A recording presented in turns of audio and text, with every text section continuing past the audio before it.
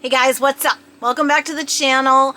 Today we're going to talk about maintenance. This is probably one of the most overlooked parts of the weight loss journey, and that is how to transition into maintenance. How do you know when you're ready? What do you do? Where do your calories go? How much to eat? What does that look like emotionally, mentally, and all of that, where you're like, how do I even do this? So just to give you a little bit of background, if you're not familiar with me and you're new to the channel, I'm Jules.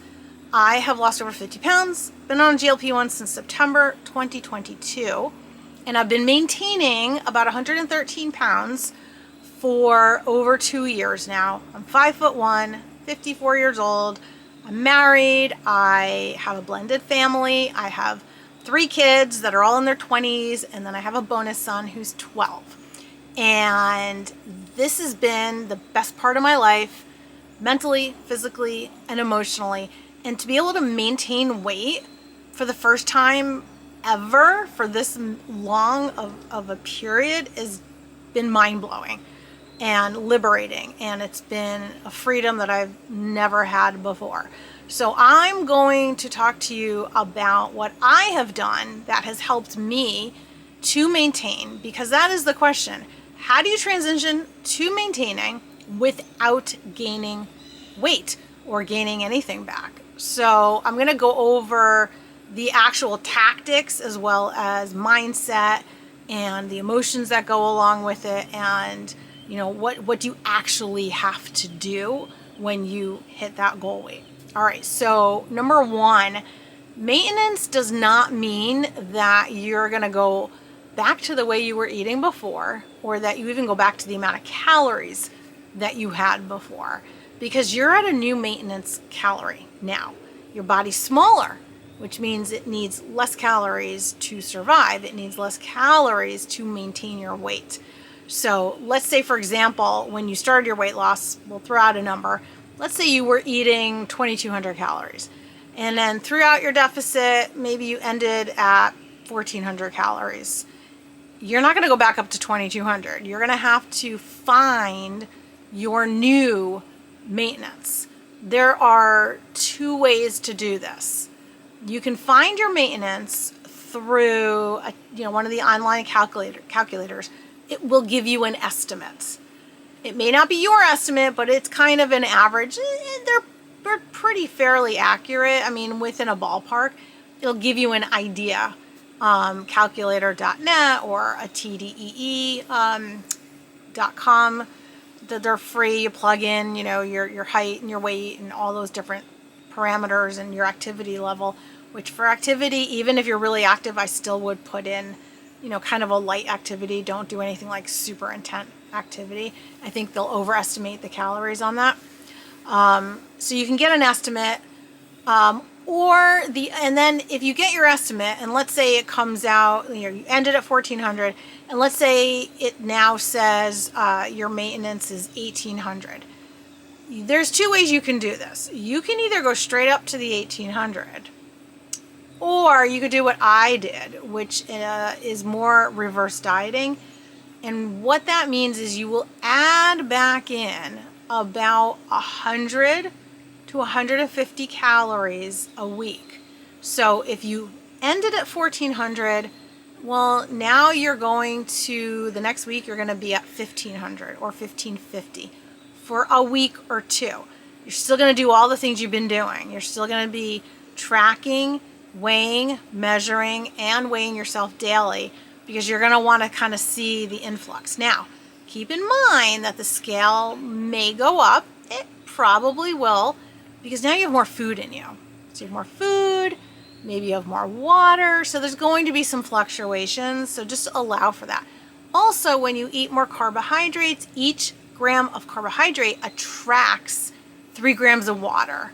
So if you're increasing some carbs, let's say those 100 calories, 150 are coming from carbohydrates, you're going to have more water weight. So allow for that, but it's not body fat. It's just a little bit extra water. And that water weight more likely will go into your muscles. It's not the subcutaneous bloating water weight that you have. So it's a different type. It's intercellular. It goes in your muscles. So just keep that in mind. Again, not body fat weight. It's just scale weight, and your measurements should stay the same. So you can measure yourself or take pictures to make sure that you're staying consistent. And you're going to bump your calories up by 100 to 150 every week or two until you get to a new maintenance level. This is what I did. I ended at between like 1,000 1,200. So I slowly increased my calories, and I was actually up to 1,800, but I found that to be a little bit too much. So my sweet spot for me is 1,500 to 1,600. I'm 5'1", so keep that in mind. If you're taller, you get a little more flexibility with your calories.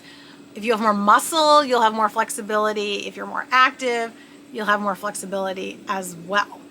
And again, you're not eating that calorie amount every single day. I don't. There are days when I'm not that hungry and I'll have 1,200 calories, and that's okay. But then there are other days when I'm really, really hungry and I could eat 2,000, sometimes even 2,200 in the day. And yeah, in the beginning, it's a little scary because you're like, ooh, is this going to be every day? But it isn't. And it took me a long time to learn that even if my appetite was like huge for a day, it wasn't going to stay there like it did in the past. It's not going to stay that high day after day after day. It will come back down, and usually it balances itself out. So over the course of the week, you're hitting that calorie maintenance. So what are the things that you want to continue to do in maintenance? Well, you want to continue the following. You want to continue to track your food, weigh it, measure it. This keeps you aware. It keeps you accountable. Put it into your MyFitnessPal or whatever you're using to make sure that you know exactly what you're having, how much you're hitting, you're getting your protein, you're getting your calories, you're making sure that you're hitting your minimums. And if you do go over and you do find yourself gaining weight, then you can look back and you still have that data. So make sure you're still doing that. You're still going to weigh yourself daily because you want to be able to see if there's really an upward trend, or if you're losing weight still, then maybe you need to add some calories in or back maybe some activity out.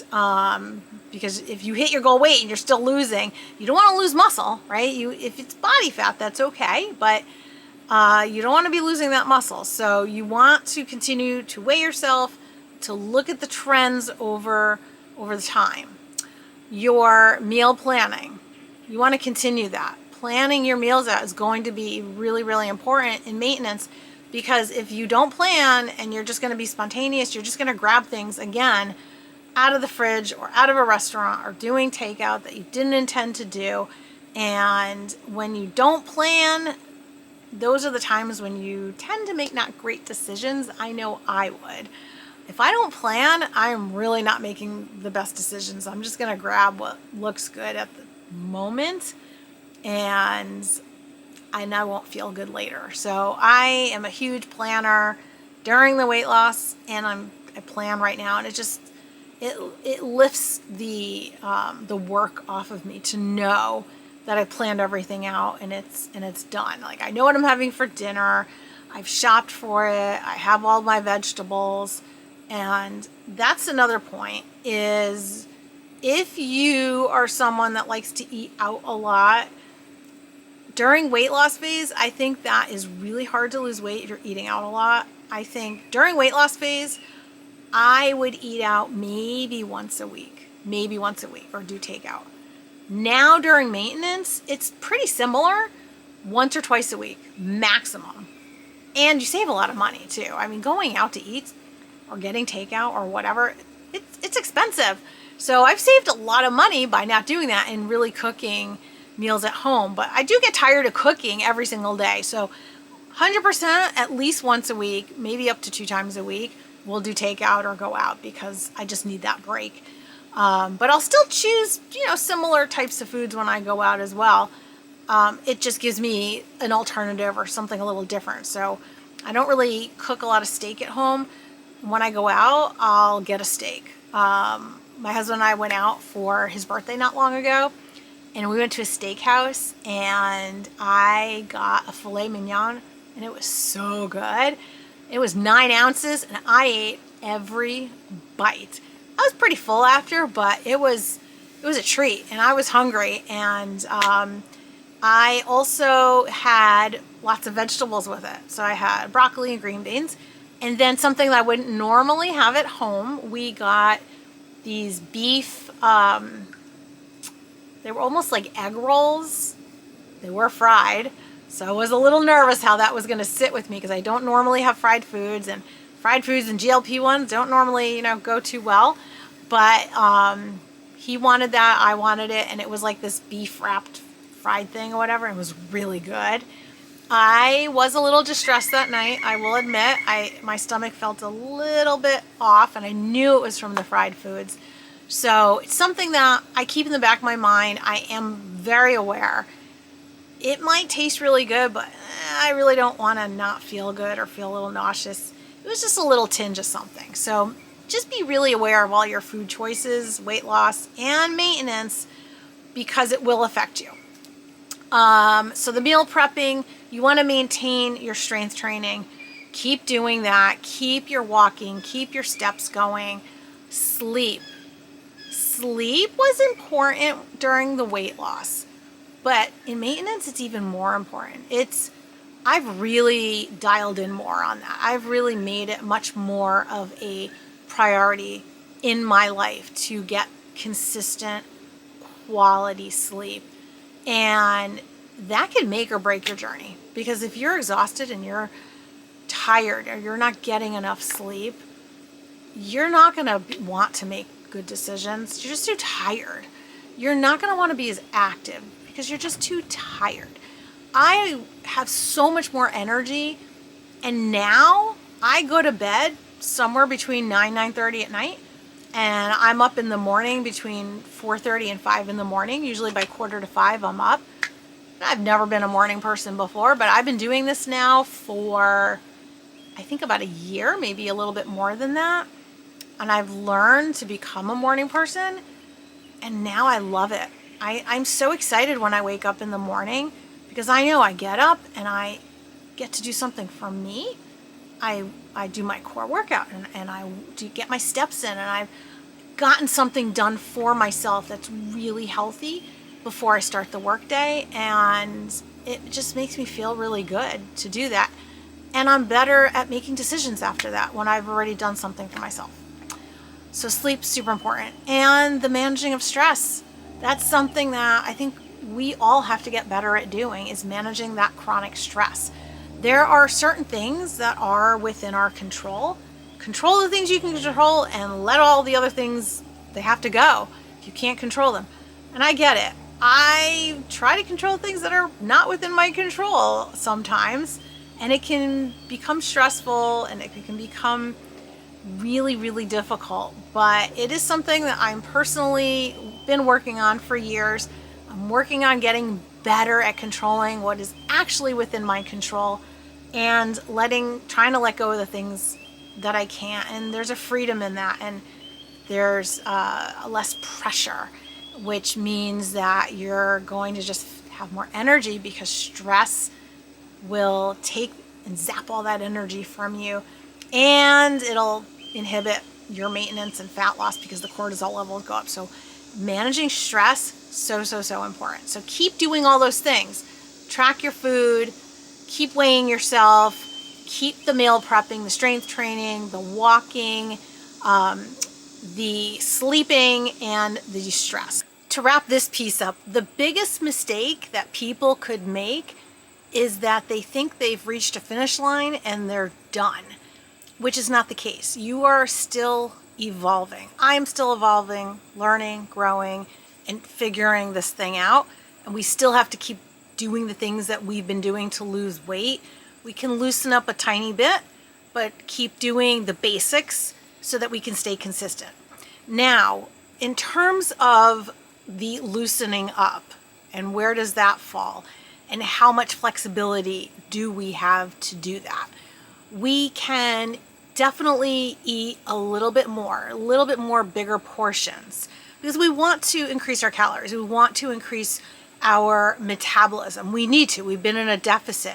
It's going to give us more energy. We're going to be able to build more muscle and have more strength and just have more daily energy to, like, for brain function and just to be able to do things and, be able to be present a little bit more when we're in maintenance mode. So slightly more portions, we definitely want to be doing, and that's with the reverse diet or, going up to maintenance. What we want to focus on is healthy fats and carbs and keep our protein where it is. So we should be eating 1 gram of protein per pound of ideal body weight.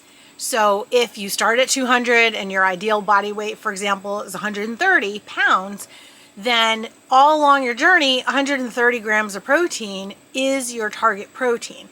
You hit 130 pounds, you're still eating 130 grams of protein. What you're going to increase most likely is going to be more in the carbohydrates.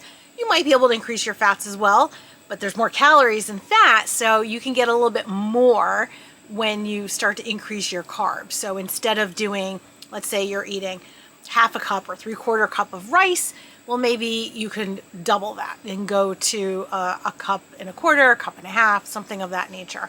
So depending on how it all fits into your calories and how you're going up in your maintenance and what your macros look like and your tracking, so that keeps you aware of everything. If you're not aware, you have no idea what you're doing. Occasionally, it's a lot easier now to go to social events, go on a vacation, have meals and events and things that maybe we tightened up the reins a little bit more when we were in a deficit, because we're now a little bit more metabolically flexible. I know with me, I never ate pizza during my weight loss, ever. And I love pizza. That's probably one of the reasons why I did it, because I love it so much. But I was like, I'm not going to have it at all.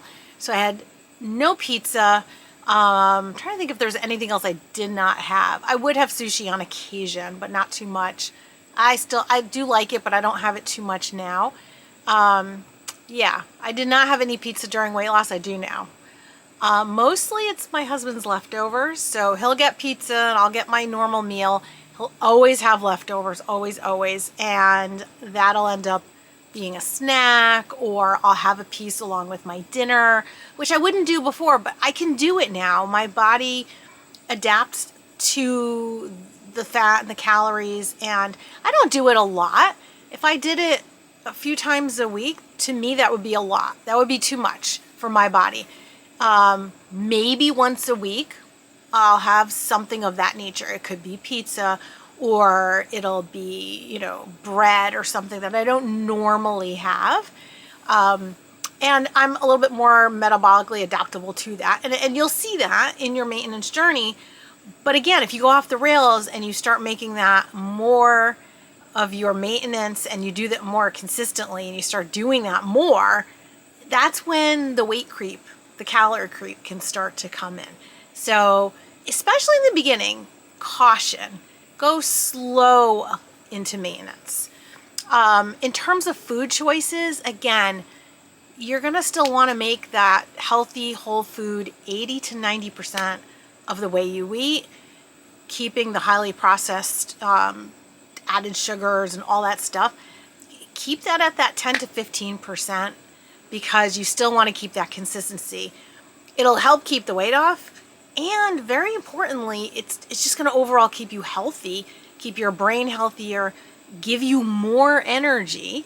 So there's so many other benefits to maintaining eating that whole foods diet. I mean, studies have shown that people who have a much higher sugar intake or alcohol intake, they have a higher incidence. It is more related incidence to getting dementia, Alzheimer's, cancers, and things like that. So not even the weight part, and that comes later in life, but there's things that lead up to that. And the research has very much indicated, especially if you're not exercising, it's there. So just know that to mitigate getting diseases and cancers, and you want to keep your brain functioning with the most clarity as possible, it's by eating whole foods the majority of time and moving your body.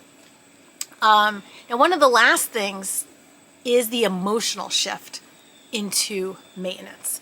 This is really a big one. The emotional shift into maintenance, it's different because you don't have the same goals anymore. Your goal of hitting a target weight, seeing the scale go down, seeing your body shrink and get smaller and your measurements get smaller, well, that's not really there anymore. So you could feel a little lost without the same goals.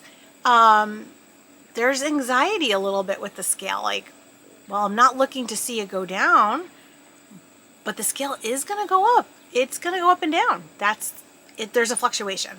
So you have to know going in what your fluctuation is. What allowance are you going to give yourself that's okay? And then if you hit that upper limit, you know that you kind of have to tighten things up a little bit or pull back if that's the case. Or maybe your body just naturally just kind of goes up and down. You don't really have to do anything. It takes a little experimenting. I found for me, that was hard. I wanted to see that number on the scale every day, and I didn't want to see it vary. But I also knew that wasn't realistic. That's not real life. So 113 isn't going to pop up. 114, 115 might pop up. But so can 112 and maybe 111. So, but I also know that if it hits the lower numbers, it's not staying there either. And neither is the higher numbers, especially if I know if I'm eating a little bit more, I know what I have to do to pull back a little bit. And that the scale is just a data point telling you some information about what you've been doing.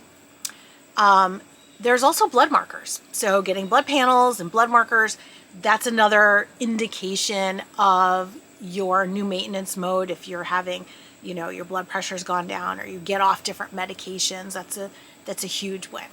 At the end of the day, consistency with your goals, your steps, your food intake, all the movement, the strength training, the habits, the sleep, the mental state and mindset that you've created around for yourself, that long-term consistency, if you can stick to all of those healthy things for at least a year, that is something that most people don't do. 1 year of consistency.